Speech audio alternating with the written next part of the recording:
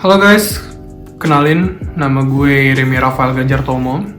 Dan di video kali ini gue akan membahas seputar pendidikan. Kira-kira apa nih yang akan gue bahas? Yang gue akan bahas di sini adalah soal pembelajaran e-learning atau pembelajaran online atau pembelajaran daring. Nah mungkin sebagian dari kita nih udah ngerasain ya, semenjak adanya pandemi ini semua pembelajaran itu dialihkan di rumah dan dilakukan lewat online gitu. Nah, mungkin pasti sebagian teman-teman ngerasain namanya bosan, ngerasain namanya jenuh gitu. Dan di sini gue akan kasih tahu tips-tipsnya supaya kalian nggak jenuh dan pembelajaran online itu menjadi jauh lebih menyenangkan. Nah, yang pertama itu adalah setting tempat. Jadi kalian harus setting tempat di mana kalian biasanya nugas di rumah, di mana tempat biasanya kalian belajar di rumah, entah itu di kamar kalian atau di ruangan tertentu lah pokoknya. Setting tempat belajar kalian senyaman mungkin, seenak mungkin, sebaik mungkin, biar kalian belajarnya juga enjoy gitu. Biar belajarnya juga lebih masuk ke otak gitu kan. Karena tempat itu mempengaruhi banget guys kalau menurut gue sendiri. Kalau di sini gue setting kamar gue sedemikian rupa nyamannya supaya ketika belajar tuh benar-benar gue fokus, benar-benar gue enak gitu loh. Jadi materi masuk tuh juga jauh lebih cepet ya. Materi masuk kayak PPT itu dipelajarin aja mas ya, walaupun nggak secara keseluruhan gitu gue pantengin terus e-learning gitu kan, tapi setidaknya gue menikmati lah proses pembelajaran online ini gitu. Dan gue ingetin lagi kenapa lo harus setting tempat, karena jangan biasain untuk lo itu atau kita ini belajar itu sembarangan, misalnya sambil tiduran, sambil koprol, sambil kayang gitu, karena itu nggak enak sekali gitu loh. Ketika badan kita ada pegel-pegel akibat kita terlalu lama tiduran, terlalu lama rebahan misalnya segala macam tuh, otomatis ya fokus kita tuh nggak ke belajar lagi, jadinya fokus kita kok badan gue nggak enak atau segala macam. Nah maka dari itu tuh penting banget untuk lu setting atau kalian setting tempat itu senyaman mungkin gitu. Dan lanjut yang kedua itu kalau menurut gue sendiri yang gue jalanin itu adalah untuk lo meluangkan waktu. Nah meluangkan waktu atau mengatur manajemen waktu lo sehari-hari gitu. Memang jadwal di learning, jadwal kuliah e-learning atau kuliah online ini tuh sama kayak kuliah tatap muka gitu. Nah, cuman semenjak pandemi ini, waktu-waktu kita tuh sebenarnya tetap cuman keadaan aja yang berubah gitu loh. Nah, otomatis itu mempengaruhi juga kan. Jadi butuhnya manajemen waktu yang baru gitu, berkaitan dengan kegiatan-kegiatan kita yang kita lakukan sehari-hari di rumah mungkin berbeda kan. Jadi kalau gue sendiri, manajemen waktunya adalah gue luangkan waktu gue untuk beraktivitas selain belajar online. Nah, misalnya apa? Misalnya olahraga, misalnya gue masak, terus gue sosial mediaan gitu kan, YouTubean dan segala macamnya. Gue ngelakuin hobi gue gitu. Dan itu bisa juga kalian terapin gitu loh. Jadi gini, misalnya kalian belajar itu dari jam 9 e-learning, maksudnya e-learningnya ya, mulainya tuh dari jam 9 sampai jam 12. Nah, itu tuh memang kalian luangkan waktu dari jam 9 sampai jam 12 itu buat e-learning gitu. Tapi kalau gue buat buka e-learning, buat ikutin forum, jawab forum, buat baca-baca PPT, ngerjain kuis pada saat itu aja, tapi tidak dengan ngerjain tugas. Kenapa? Nanti gue akan jelasin. Nah, gue luangkan waktu segitu paling nggak sampai bener-bener full sekitar 3 jaman lah itu tuh, nggak sampai bener, karena kalau buka belajar kuis tuh paling ya 1 jaman lah. Nah setelah itu gue luangkan waktu gue dengan gue siap-siap untuk olahraga, gue lari keliling kompleks segala macam ya. Itu biar gue nggak jenuh aja gitu di rumah nggak ngapa-ngapain gitu kan, makanya tetap harus produktif selain belajar ya dengan olahraga gitu. Setelah olahraga sekitar gue sempetin 1 jam, balik rumah, mandi, siap-siapin segala macam. Ya oke lah, lu mungkin mau makan, terserah mau istirahat gitu kan juga nggak apa-apa. Tapi jangan lupa untuk waktu ngerjain tugas gitu. Nah, kenapa nih gue naruh ngerjain tugas tuh di malam hari gitu kan, mungkin dari sore ke malam hari? Karena menurut gue sendiri ya, karena ini nyamannya gue sendiri, kalau lu misalnya barengin nugas sama belajar lu di awal tadi, itu tuh jatuhnya tuh menurut gue sendiri nggak efektif. Karena orientasi kita ketika kita melihat e-learning itu sendiri, kalau kita fokusnya hanya tugas, ya udah kita otomatis nggak akan belajarin itu e-learning gitu, cuman sekedar ngerjain tugasnya aja. Makanya gue spend waktu sekitar 1 jaman sesuai dengan jadwal yang mata kuliah itu berikan. Ya gue fokus untuk belajarin kira-kira ada update materi apa nih, tentang apa gitu. Misalnya observasi wawancara tentang teknik-teknik wawancara gitu kan, terus psikometri tentang reliabilitas dan validitas segala macamnya gue pantengin tuh gitu kan, dan sampai gue ngerti maksudnya, terus jawab forum gitu kan. Karena di forum juga menurut gue bukan asal ngisi aja ya, karena itu juga hasil dari lu belajar tuh, makanya lu bisa untuk ngikutin forum, jawab atau buat pertanyaan gitu. Nah, terus dari hal itu ya udah, baru gue nanti di malam harinya tuh gue memang spare waktu untuk ngerjain tugas gitu, dan menurut gue itu jauh lebih efektif gitu loh. Jadi di malam hari itu, di sekitar sore sampai malam hari, lo memang udah pantengin buat khusus tugas gitu loh, dan udah habis tugas tuh udah jelas gitu loh, dan kegiatan lo itu juga jelas banget pada saat sore atau malam hari itu. Nah gitu guys. Dan yang gue tekanin untuk selingan waktunya itu adalah lo ngisi dengan kegiatan-kegiatan yang kira-kira ngebantu lo untuk ngebangun mood lo gitu. Olahraga itu penting banget.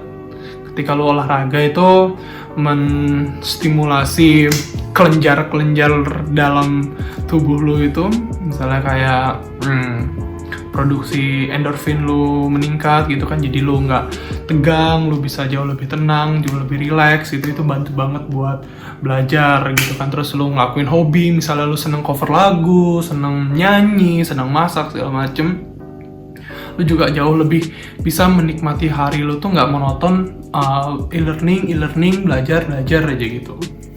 Dan lanjut yang ketiga itu gue, kalau ini masuk ke pembelajaran ya, kalau gue sendiri sih lebih ke diskusi guys. Nah, diskusi bareng teman-teman gitu.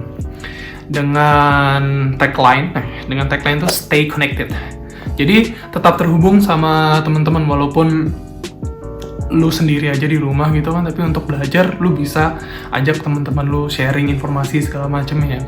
Yang paling digandrungi untuk saat ini itu lewat Google Meet biasanya.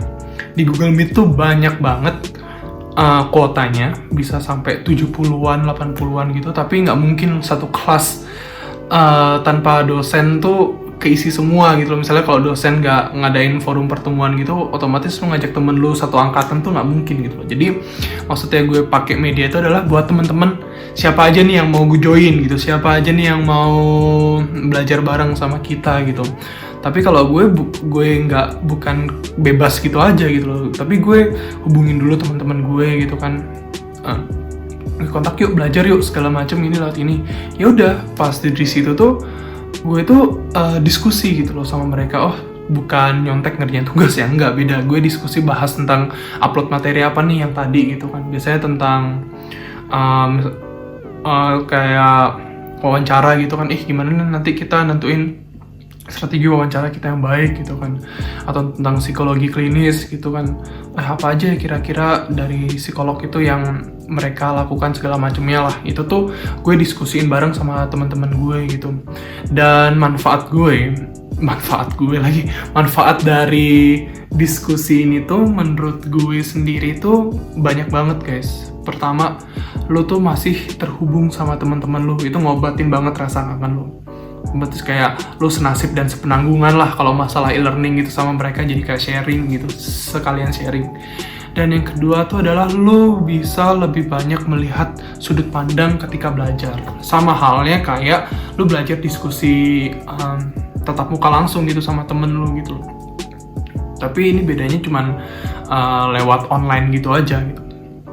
Jadi pada saat lu belajar, lu melihat sudut pandang, misalnya lu melihat materi ini dengan sudut pandang A, oh pendapat gue gini, dan lu belum dan temen lu ngelihat itu dari sudut pandang B, dan ketika dipertemukan lu diskusi, adanya pertukaran informasi, oh iya ya ternyata yang gue tangkep nggak mencakup yang ini ya, dan temen lu juga sama kayak gitu. Jadi menurut gue itu enak banget sih, menyenangkan banget sih diskusi sama teman-teman tuh, walaupun nggak baku-baku amat, walaupun kita ada selingan ngobrolnya atau bercandanya, tapi menurut gue itu bisa ngebantu banget buat lu belajar gitu. Dan lanjut yang keempat. Yang keempat itu kalau menurut gue pribadi itu lebih ke penerimaan diri lu gitu. Penerimaan diri lo terkait kondisi ini, gimana caranya lo berdamai dengan diri lo menghadapi tugas-tugas yang ada, menghadapi pembelajaran yang entah sampai kapan ini berlangsung gitu. Kalau misalnya lo udah damai dengan diri lo sendiri, lo udah tenang gitu kan, otomatis kayak lo udah tahu juga ini tujuan lo untuk kenapa lo harus tetap belajar di tengah-tengah pandemi seperti ini. Yang menurut gue itu bisa ngebantu untuk numbuhin semangat lu sih. Itu beberapa hal tadi yang dari personal kita, dan gue akan mencoba untuk memberi saran atau masukan ya buat instansi pendidikan supaya lebih paten lagi, lebih baik lagi untuk sistem pembelajaran online ini.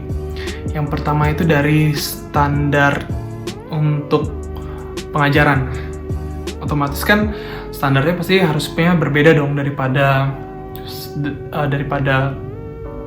kita kuliah offline gitu kan, kuliah tatap muka gitu. Dan kalau bisa standarnya itu tuh dipertimbangkan sesuai dengan kesanggupan teman-teman mahasiswa gitu. Contohnya tuh kayak nggak mesti pemberian tugas itu tuh setiap minggu, setiap mata kuliah 24 SKS tuh ada tugasnya terus gitu tiap minggu, itu nggak mesti gitu.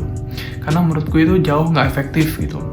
Itu membuat mahasiswa lebih berorientasi kuliah online tuh hanya untuk pemenuhan pengerjaan tugas saja gitu. Jadi sangat disayangkan sekali sih ketika memang mindsetnya itu ke arah situ gitu, tapi nggak dimungkinkan juga. Tapi berkaitan juga dengan kebijakan dari instansi pendidikan tersebut gitu loh, yang membuatnya di set itu seperti itu gitu. Dan untuk dosen juga nih mungkin bisa diberikan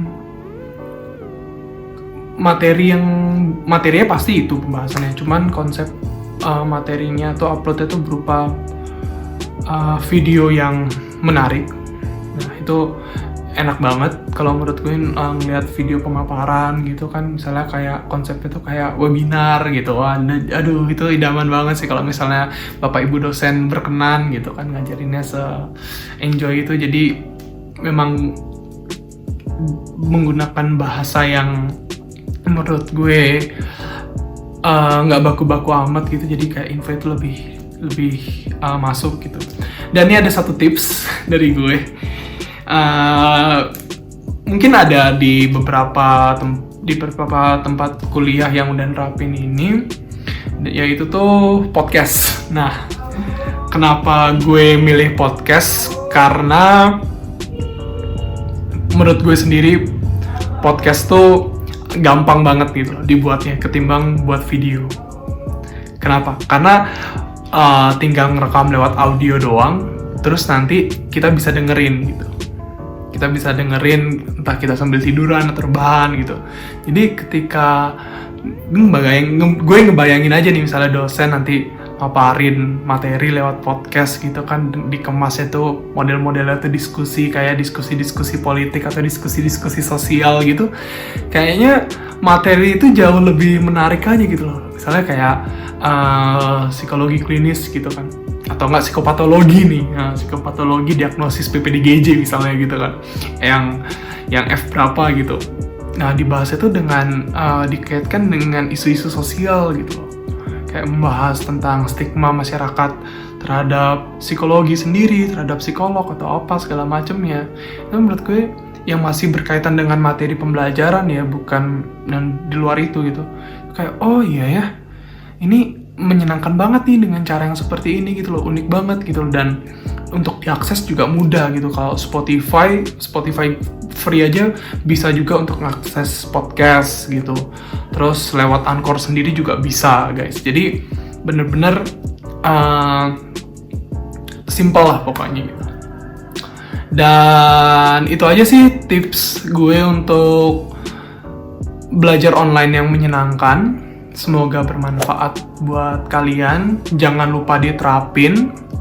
Jangan lupa juga untuk tetap fokus dan selalu jaga kebersihan dan kesehatan.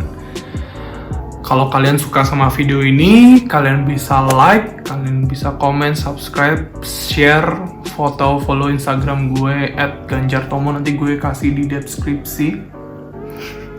Oh ya, by the way, gue juga terima kasih buat Ibu Wida selaku dosen psikologi pendidikan gue yang udah ngasih tugas ini nih. By the way, tugas final atau final project gitu ya, berkaitan dengan e-learning.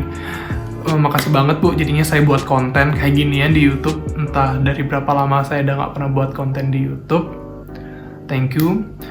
Dan itu aja guys video gue kali ini. See you and bye-bye.